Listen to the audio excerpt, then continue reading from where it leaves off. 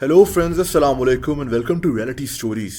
दोस्तों, नवाब सादिक मोहम्मद खान अब्बासी भावलपुर रियासत के नवाब थे।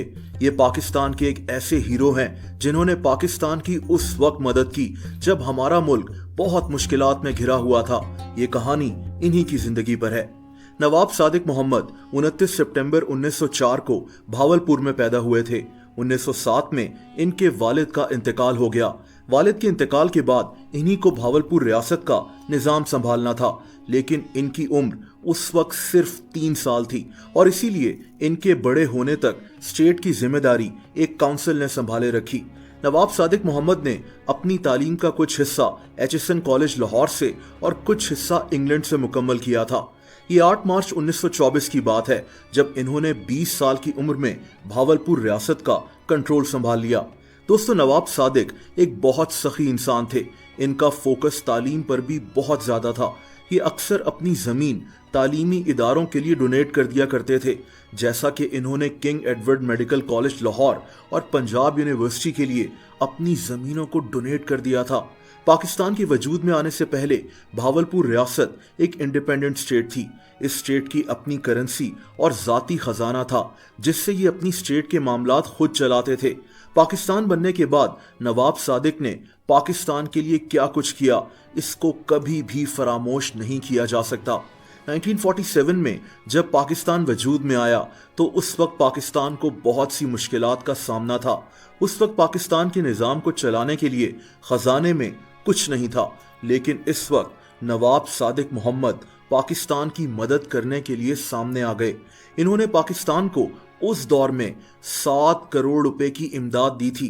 दोस्तों, उस दौर में इतनी बड़ी रकम आज के हिसाब से कितनी होगी, इस बात का अंदाजा आप लगा सकते हैं।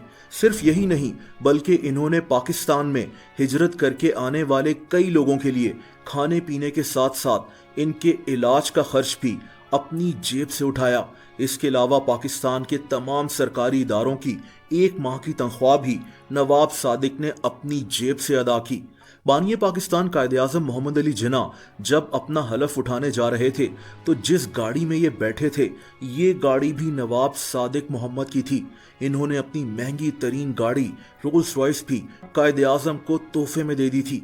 दोस्तों, इसी तरह नवाब सादिक मोहम्मद ने कराची में अपनी जाती प्रॉपर्टी अल शम्स पैलेस भी कायदे-आज़म मोहम्मद अली जिन्ना को तोहफे में दिया था, ताकि बतौर गवर्नर जनरल वो यहाँ रह सकें। जब शहंशाह ईरान पहली दफा पाकिस्तान के दौरे पर आए तो हुकूमत पाकिस्तान के पास ऐसे कीमती बर्तन नहीं थे जो शहंशाह ईरान के सामने रखे जाएं, और यहाँ भी नवाब सादिक मोहम्मद सामने आ गए। इन्होंने अपने शाही महल के सोने चांदी के बर्तन हुकूमत पाकिस्तान को दे दिए और फिर कभी वापस नहीं मांगे। दोस्तों, नवाब सादिक को शौक था कि बरतानिया जैसे हाई स्टैंडर्ड स्कूल्स पाकिस्तान में भी हों, जो बच्चों को तालीम के साथ साथ टेक्नोलॉजी के बारे में भी सिखाएं। 1951 में ऐसे ही एक प्रोजेक्ट के लिए इन्होंने अपनी जाती ज़मीन पाकिस्तानी हुकूमत को डोनेट कर दी, जिस पर एक हाई स्टैंडर्ड स्कूल बनाया गया जिसका नाम सादिक पब्लिक स्कूल है। नवाब सादिक कायदे-आज़म मोहम्मद अली जिन्ना के भी बहुत अच्छे दोस्त थे, इसीलिए कायदे-आज़म हमेशा अच्छे अल्फाज में नवाब सादिक मोहम्मद को याद करते थे। दोस्तों, 24 मई 1966 को नवाब सादिक का लंदन में 61 साल की उम्र में इंतकाल हो गया था, लेकिन आज बहुत कम लोग ऐसी अजीम शख्सियत के मुतालिक जानते हैं जिन्होंने पाकिस्तान के लिए बगैर किसी गर्ज के अपना बहुत कुछ कुर्बान कर दिया। दोस्तों, अगर आप मुझे इंस्टाग्राम पर भी फॉलो करना चाहें तो उसका लिंक नीचे मौजूद है।